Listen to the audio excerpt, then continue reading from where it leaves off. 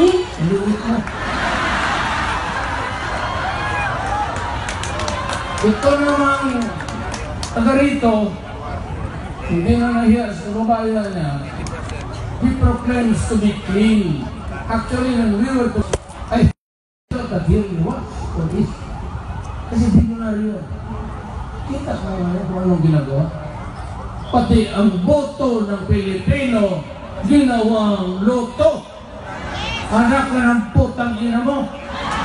Doon sa Samar, sinabi niya, pag nanalo ang presidente down to the last senator pati official, meron silang 1 milyon. E di parang luto. Pagkaga. Do you think gagastos siya ng gano'n? Tingnan mo. What was it? About 2 months ago, he went around here, dito sa Western Mindanao, nabigay ng mga farm implements, inibigay niya panahonan ng illigno. When the soil is rocky, and the soil is dry, arid, and he has the goal to go around and distribute farm implements. I cannot understand it. I cannot understand his politics. Why, hinintay pa niya bago mag-eleksyon, ibigay niya yung mga tractor route. Hindi niya alam na panahon na ito, El-Nino na. Nandito na sa iyo rin. Mindanao wala na. Kaya sabi ko, the next president, I hope, can solve the problem. Ito yung issue.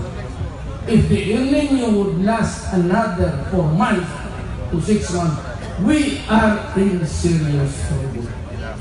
Production will rise na tinamaan. So the next president must see to it that there is food that is available and affordable. Eh kung may pera ka, wala naman. Or wala ka. Yan ang problema. Hindi ko lang started to distribute last year. Just in time, ngayon, in million. Ganon ka, ano si Mara. At saka ito si Mara. I'll give you an inkling. We will be Congress that impeach Estrada. So that fateful day, we will report it to the Speaker's office to sign the articles of impeachment. So sabay-sabay kami in group to resign. He was there. After he signed, pati ako, he was jittery. Pagka naman, kasat mo kami eh. We were together. Dan Tiliman, congressman ng Quezon City. Oh, kami nga nag-ibig. Pagka nung ganun siya. Sabi ko, bakit ka ba? Ano? Magalaw. Sabi niya, gutom na ako. Sabi ko sa akin, Villar, nag-order siya ng pagkain, pinakamasarap. Dahil yayayin natin si Estrada. Pagkain mo na, tayo natin. Dahil din, mag-uwi na ako. Sabi ko, bakit ka mag-uwi? Wala, lang usap-usap tayo dito. Sabi niya, balita ko kasi yung contingent ng military na loyalist ni Estrada, papunta na raw ng Congress. Sabi ko, utang na sila sa lupa. Ako, baril ako, 45 ko, dito na. Ikaw, sabi niya may baril ako. Ano saan? Doon sa akin ko, nagdala ng bag ko. Wala, maabutan ka, kamarina ng army nga. Ikaw, patay ka. Ano, sabi ko, not in so many words, but parang sila, you know, we committed to do something for our country. It is a commitment. We must ready to die for it. Ito may prinsipyo. Bakit ka matakot? Gusto mo. Ito tayo mabatay na tao. That is the problem actually in the country. Wala silang prinsipyo. Mag-knockdown itong si Ginay. Maski ito to. Ano yung the city, the bishop, I will address myself to them. Kasi wag daw ako magboto dahil hindi na nilitindihan. Because they never really asked me first what really happened. Basta diretso na lang sila na hindi na alam ang istorya. Na yung that I was just belittling derogation sa pagkalalaki noong gabi. Putang na nauna po ito mga pangit na putang nila. Nauna pa sila. Just to give it, a contract. Ang mahirap sa kanila, hindi sila naging. So, ako naman, anong mawala? Bisyak. Anong si again, with due respect to you, yung may classmate, yung parang classmate ko yan, sa Ateneo, na-wash out na ako ng graduate sa provincia. It was expelled. Anong mawala sa Pilipinas kung magmura ako? Bisyak, anong mawala sa Pilipinas kung patayin ko ang lahat ng kriminal? Anong mawala sa inyo, mga tao, kung yariin ko lahat ang mga durugista pati natin? What do you lose? Maybe you lose the prestige that you have a president of kings. Ay, putang ina, ganun talaga trabaho ko. Let's check up mo. So, ngayon, kung si Rina ay mag-presidente di siya, anong mawala mo? Putang ina, pera ng gobyerno, pera ng tao. Na ngayon, gusto mo si Rojas is a very incompetent and weak leader. Tagawan ho yan. Anong mawala ninyo sa pagmura ko? Kasi galit ako. Pero sa magagandang babae. Magagalitan mo. Hoy, yung ipalbina ko ha.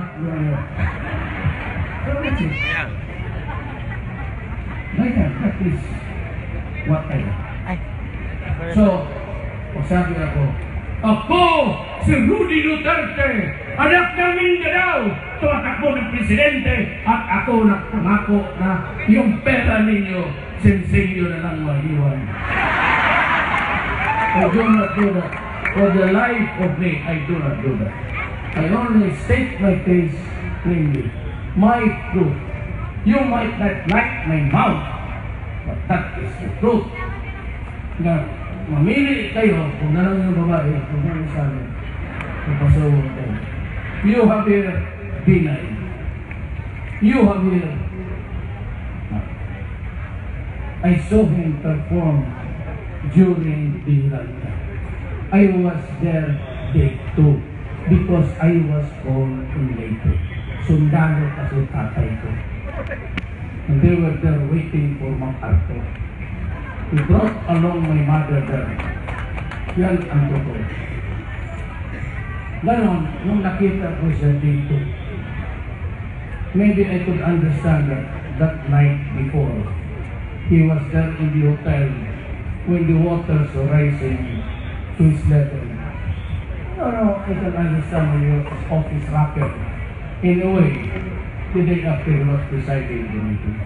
But he was calling for the people of the city of government of Tacloban. Kaya nag-away sila Ronaldo. Sabi ko sa kanya, Mark, can I have an audience with you privately? At sinabi ko sa kanya, Mark, do not create an energy in the city from amongst the people here, because there is none. For all you know, patay na lahat ko. Hanap siya ng mga BSD, DSWD, sa mga city engineers to clear debris. And the proclamation at first was state of calamity. Sinabi ko, Mark, I'm a lawyer. That is wrong. State of emergency was kailangan. Pagbaba ko sa helicopter, ang sabi ng sundalo, dinadala ko yung absolute. Mayor, may tubig pa kayo nila. Then I knew the seriousness of the problem. It was only 4 days, and mind you guys, we have over 4 tankers sa Philippines. When I was hovering over Tacloban, wala akong nakita ng isang gravel ko. Ano pa naman? God! How can you run this country? Kaya ako napilitan tumakbo. Takot ako kung si Mark ang presidente. Mas lalo akong takot sa kawatan na Binay. Alam mo si Binay, Sabi nga para imbestigan niya ako. Do not question or man, totoo yung pinatitle mo, putang ina mo. Ano ba ang problema mo? Ito si Binay. Ang problema kay Binay is pagpasok niya sa Malacanang, his wife is a certified plunderer. Sino nag-certify? Ombudsman. What does the ombudsman do when he files a case that I certify that I have conducted investigation and found and prima facie case against Elenita? Mismo ang certification na galing sa ombudsman. Tapos yung anak niya, the mayor, is also facing plunder charges. So pagpasok nila sa Malacanang, God forbid, tatlong plunderer, ubos ang Pilipinas. Wala na yung pagkaon ng Pilipino. Gagalintek na may lunggo nga. Why na? Ayan. Ano talaga mangyari? Alam mo, greed is a very, very serious disease.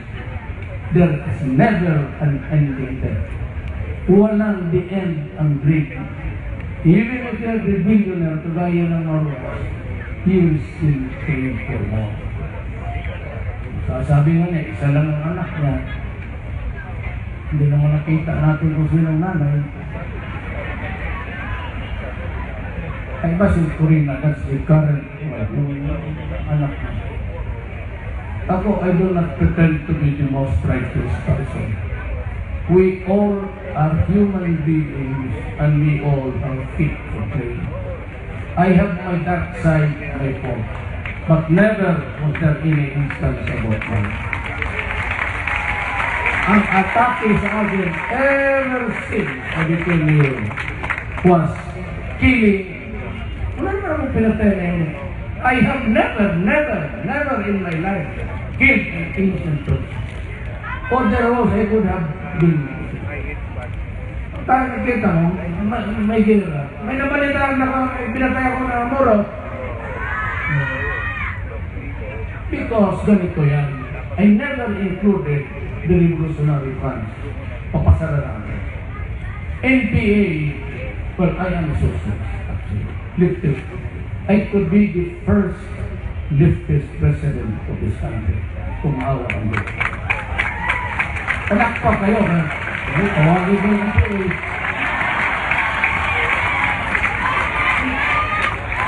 And God, I could say almost the endless crowd. Maraming salamat pa sa iba katulad ko. Ayan, sino ang cum laude dito? Sino ang summa cum laude? Summa cum laude. Cum laude. Saan? Sino ba? Yung pumasa 75, 76, 77. Kita mo? Hindi pag-asa pa kayo maging presidente. Bakit pumili kayo ng Wharton? Ayun ko saan ito galing itong gagong isa. Pero ako basta 75 lang. Sino ba? 75? Basta mag-boto ang lahat ng 75. Halika na yung cum laude, sumang magna. 75 lang akin. Ulit na ulit, gano'n? Gagot ang Pilipino. Well, I said, I do not, I'm not saying that I'm the best. I have my tax rights.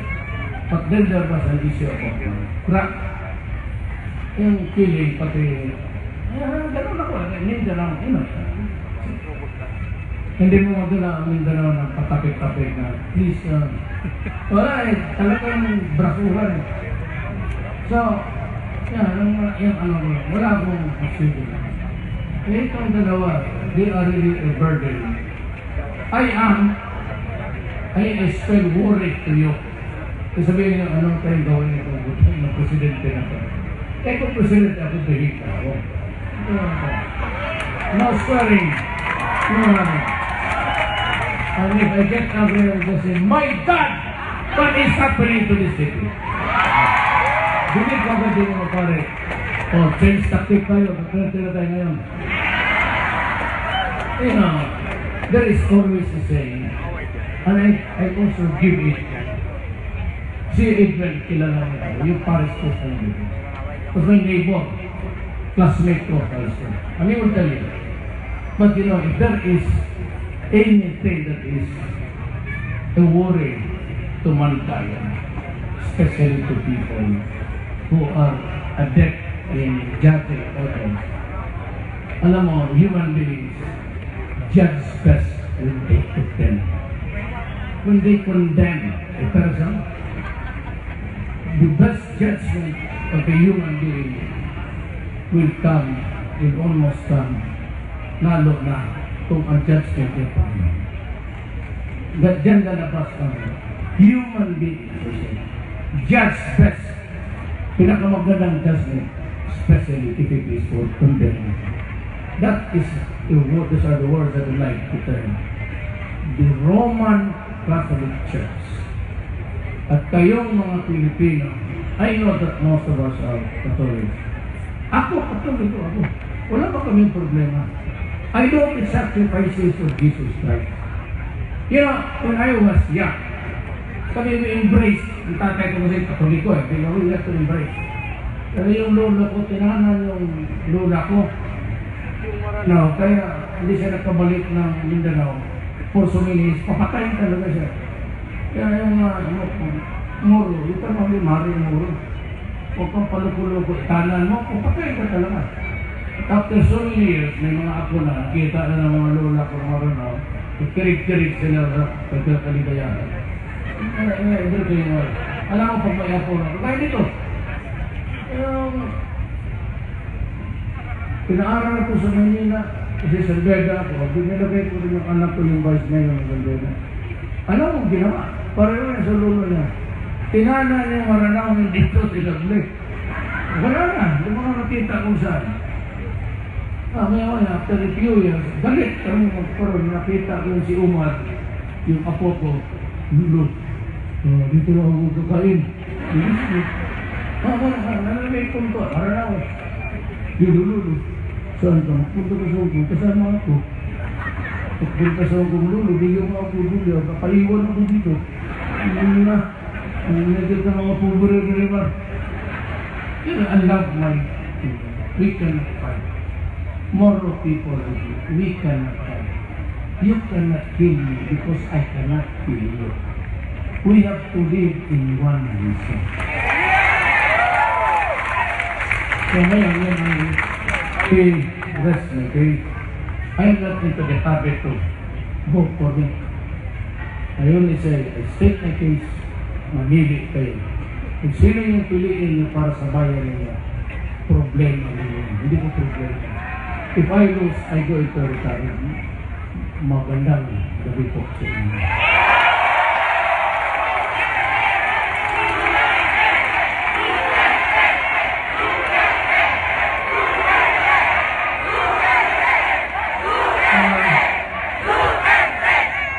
Alam mo, nakalimutan ko halos. Ako ba, kung buboto ka lang naman sa akin, mga moro, kung buboto naman kayo sa akin, mga hiligay nun, botohan na lang ninyo si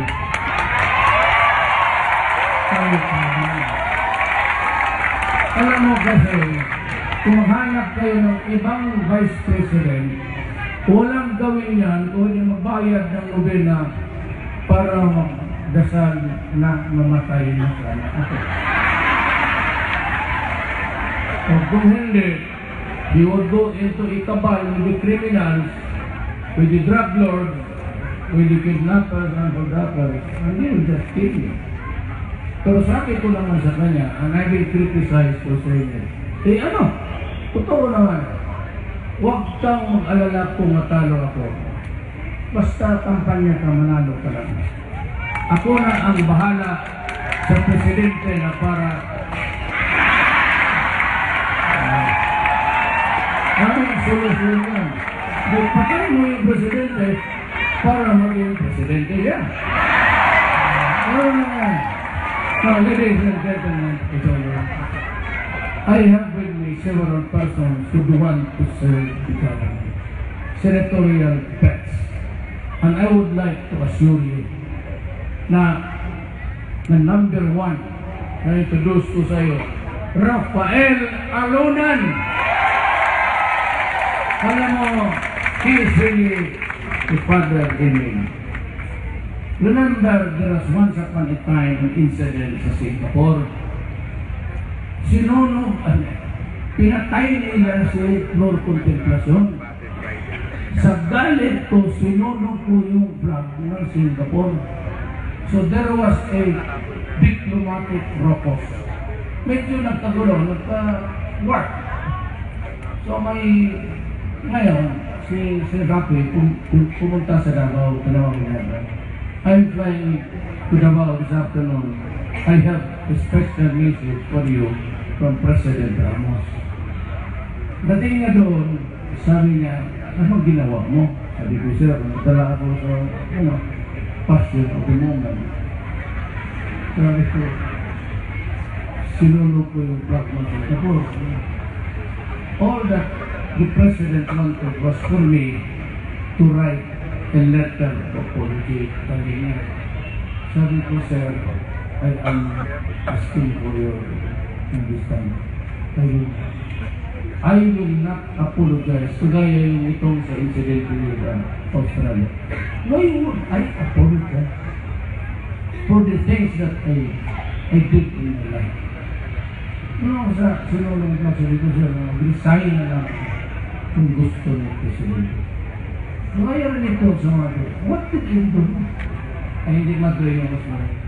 Bakit mo ako i-apologize for the words that I said in 1989? Exactly ganun ang ginawa ko kasi may balita ako na kalkalin nila, they would make an issue about it. Kaya binitawag ko. So, stealing one standard ang tawag mo. Meron silang hawak explosive, unahan mo. Kasi ano na ito? Exactly the same words. Because I know that everything was recorded. It is a recorded history. Lahat ng sinabi ko, putang ina mo ano mga pangit ko namin. Nauna pa sa mga. That was just an education kung yung pagkalalaki nila. Nothing else. Pero hindi kasi naiintindihan ng babae, si Gabriela, nagkira ako ng tawag. Look, even if you would cost me the presidency, matalo na ako ng matalo, I will not. Ginawa ko, paninigam ko. Ano matalo ako? Matalo. Hindi walang problema. But I will never apologize for the things that I did in my life, which I think at that time was appropriate, if not entitled. Ngayon, believe talaga kasi he just looked at me, listened to me for the longest time, and he said, okay, but I respect your decision. So from then on, boss ko man ito sa local government are under the Department of Interior. So ako, pag sabi niya magtakbo, sabi ko sir, dito ka sa ticket ko. Kasi manalo tayo. And you will be a very, very good senator. Rafi Alunan for senator. Totoo yan, ha? Hindi ito binubula. Kasi kung hindi mo gusto, sabihin ko na wag mo. Kasi bakit ka magkampanya na ito? Ayaw mo. Tara mo, maganda ka.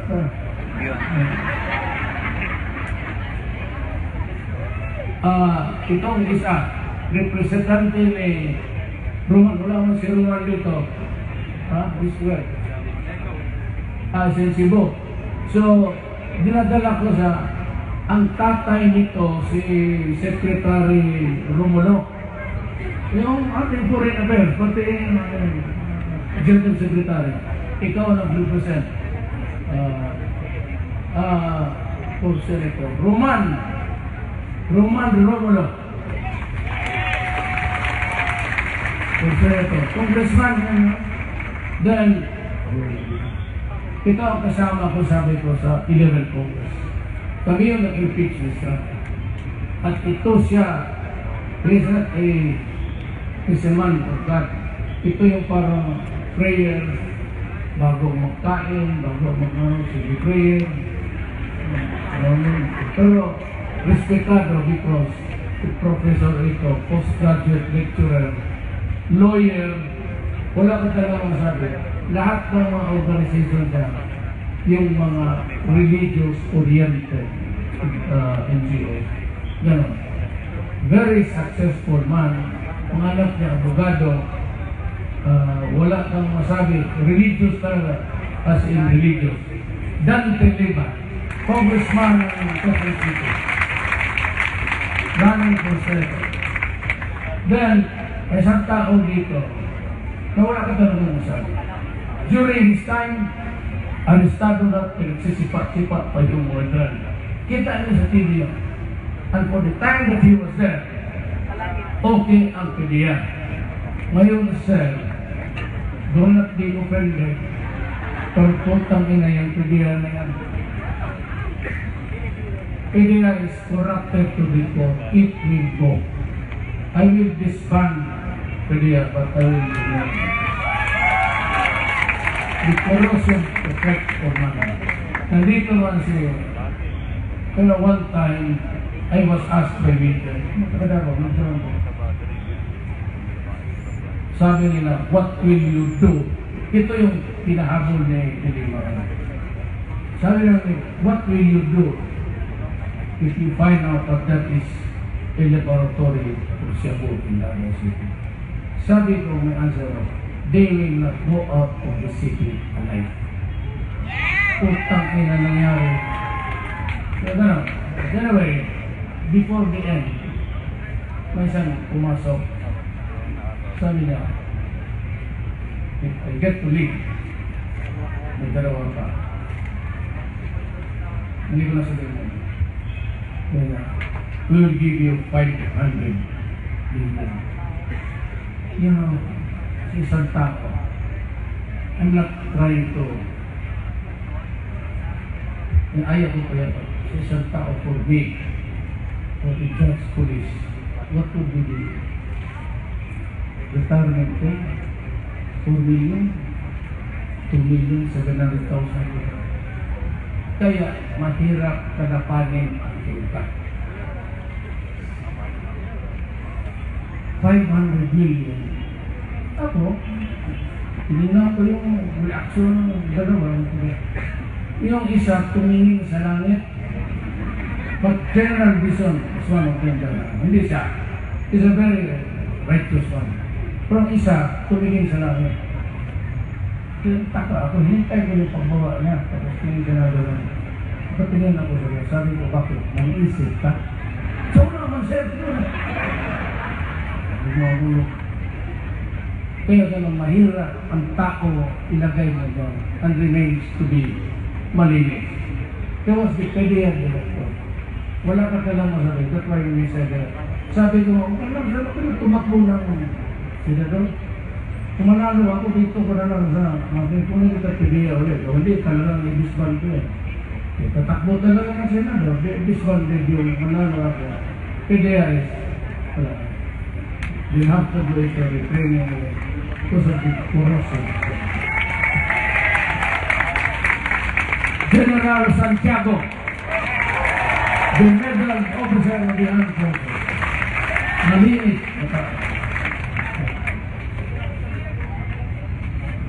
That was a great look.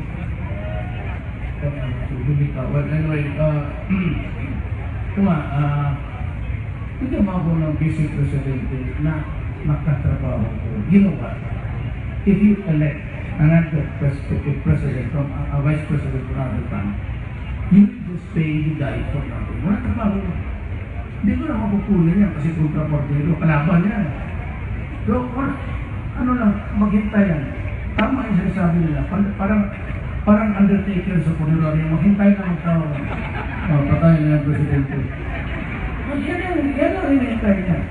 The best news for him, music to his ears is the Vice President. Alam mo ba namatay na si President Duterte? Ay putang inang yan. Swerte na natin. Nabayaran na bang killer? Wala pa sir. Bayaran mo baka pero ako I live my destiny. Kung anong gusto ni Allah nangyari sa buhay ko, yan ang natin. Walang death, victory, defeat, that all forms part of your palad. Kung ano lang ang ibigay ng Panginoon, tatanggapin mo. Ngayon, kung sakali maisipan pa ninyo, do not forget my Vice President again, ha? People, I'm not trying to ridicule him. Far from it. I know by this time hindi pa namin. Because last night, every night, nag-isaan kami probinsya, sila ng Taguig, lumilipad talaga sa kanya. Kasama ko. They pray together. Ako ano ito, hinahamon ako ng siya. Mayor, can I pray for you? Sa ilang kanto naman, gawa ka na naman ko. Nagaya naman ako. Kaya ako talaga isa, I am not due to the suffering of Christ. Kasi noong maliit pa ako, nanay ko, dupa, walang ginawa yan kung banatan ako almost every day of my life. Nandyan ako sa altar. Kaluhod.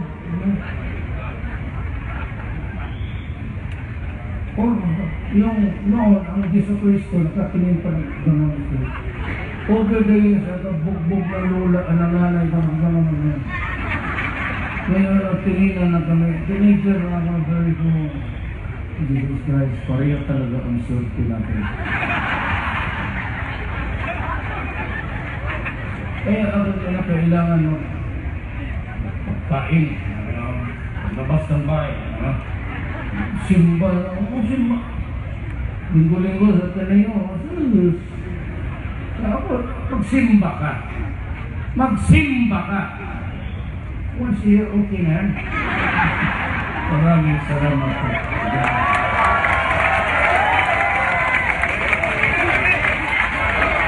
Oy! I am sorry. May isa pa akong nakalimutan. Ito yung graph buster. Ito yung nagkaturo noon. Mga graph sa police, lalo na. Ito yung Rival Spot. She was the one of the song yung expose sa gobyerno. Especially yung corruption to the police. Sandra Cam. Ano ito? Galing kay Lupi ito. Ganito yan. There are 12 senators. 24. Ito yung 12 up for election. Bakit hindi kayo mamili ng mga kandidato kung wala naman ginawa para sa bayan? Sabihin pa sa ating kaparapan, Gordon is also one ang supporting Gordon. Yung mga senador magsabi na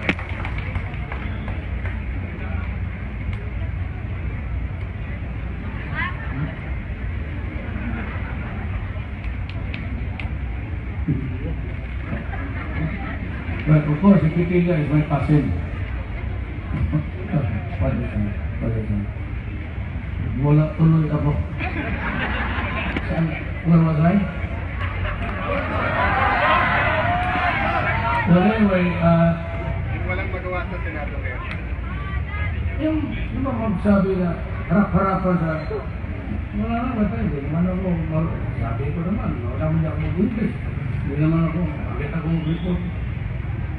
Na, hindi ba ko say,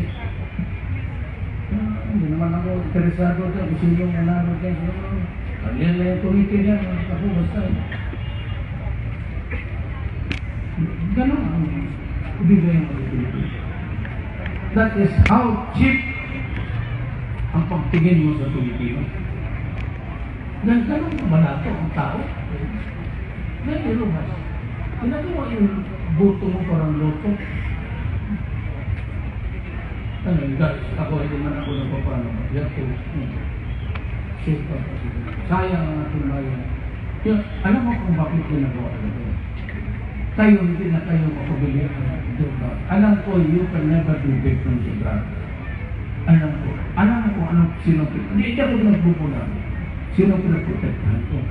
Ang mga apo ko, mga anak ko. Otherwise, we will come up with the next generation na puro kumong galit ako dyan.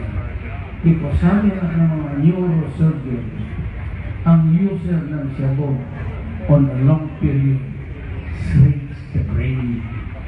Kaya ako sabi ko may 33 million pa siya. Lahat ng anak kong artista halos nakikiusaw sa akin. Malaki yan, 33 million. Pero 4 months after, na-release tao, ngayon, can you re-accommodate myself? Why? Nag-slam. Then, we had a serious talk itong mga neurosurgeon. Ang cocaine coming from the poppy, marijuana, okay pa yan. Naturally grown. Itong shabu is purely chemical. At alam ba ninyo ang tubig na binubuhos ng pagluto ng shabu? Tubig ng baterya. Kaya sabi ng mga doktor, prolonged use of shabu for 1 year, 2 years shrinks the brain of a person and therefore rehabilitation is no longer a viable option. Tandaan nyo yan. Kaya ako, sa labanan ito, ayaw mga pare, ayaw mga bleeding heart libertarian, I have a sacred duty to do, and I will do it pagka binarang mo ako sa nasaan nila. Just like corruption, kung mag-congress na sila, kausapin ko. Kasi nandyan yung livelihood, nandyan yung port barrel. Sabihin ko talaga sila, pag ako ang nanalo, I was elected by the people kasi ayaw nila ng drugs ng corruption. Pag ayaw ninyong hintuan yan, magsalubong talaga tayo. There will be a constitutional confrontation. Sabi ko, huwag mo akong pilitin. Pag pinilit ninyo ako ng impeachment kung ano, I will break up this government and form a government that is responsive to the people of the Philippines. Kaya kung ano, sinabi ko, sisirain ko talaga itong then I will go federal. At talagang buwagin ko. Then, immediately, after the consultation of the people, ma-educate kayo about federalism, we will have a constitutional convention. Hindi ako, iparaan natin sa mabuti. And we will suggest the federal, because nothing but nothing can appease the Moro except federal. Patayin ito na. So ganito na lang, support me if I win, and I will give you a new and clean government. Maraming. Mabuhay ang Pilipino! Okay na po!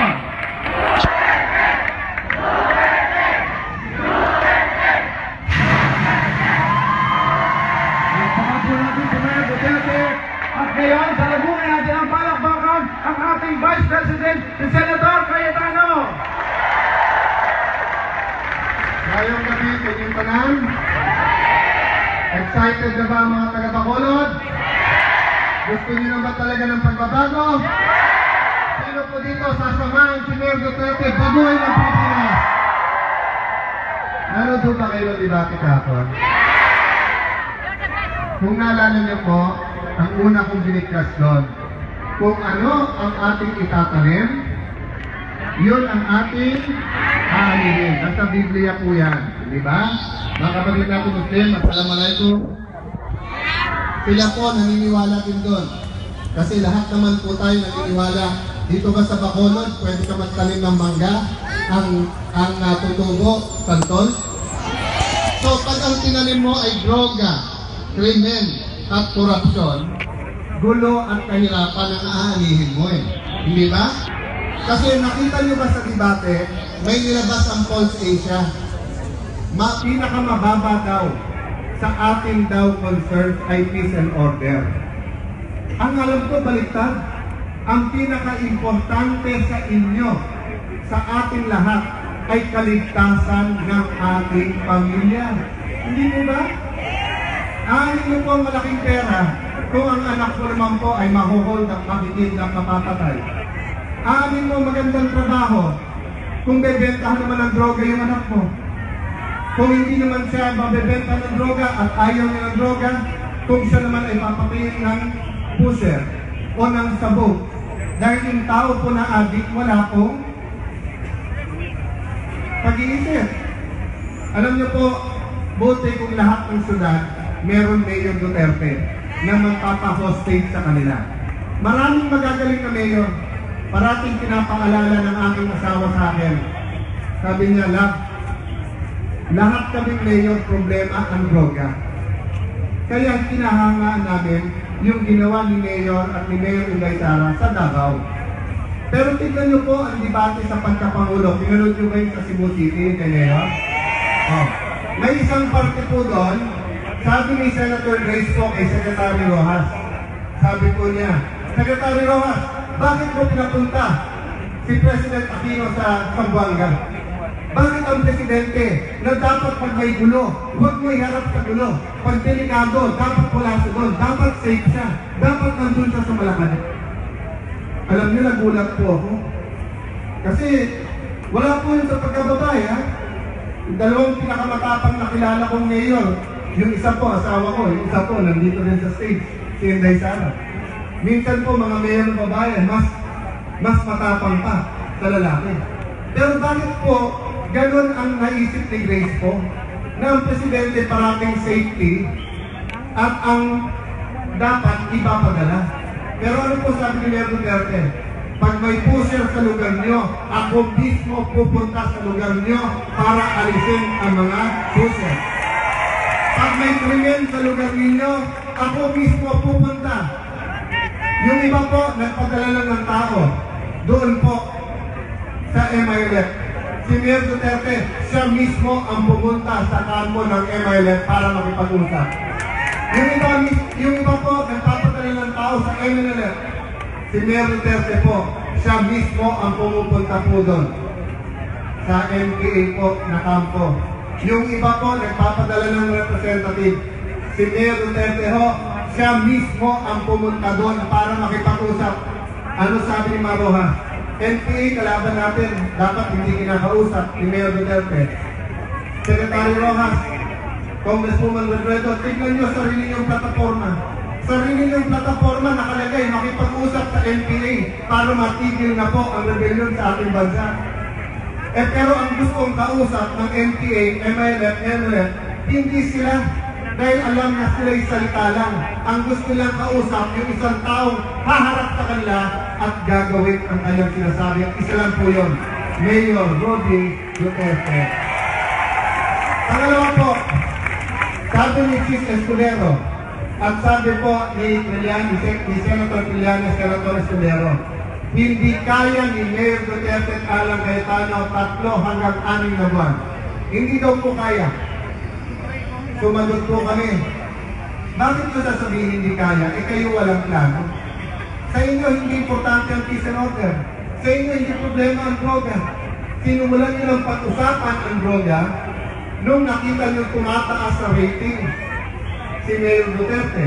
Ano po sinagot ni Grace po, ni Senator Grace po, itong isang linggo lang. Sabi po ni Senator Grace po, sa loob ng 1 buwan, mararamdaman nyo na ligtas na kayo. Kakasabi lang ng Vice President po dalawa, hindi lang isa.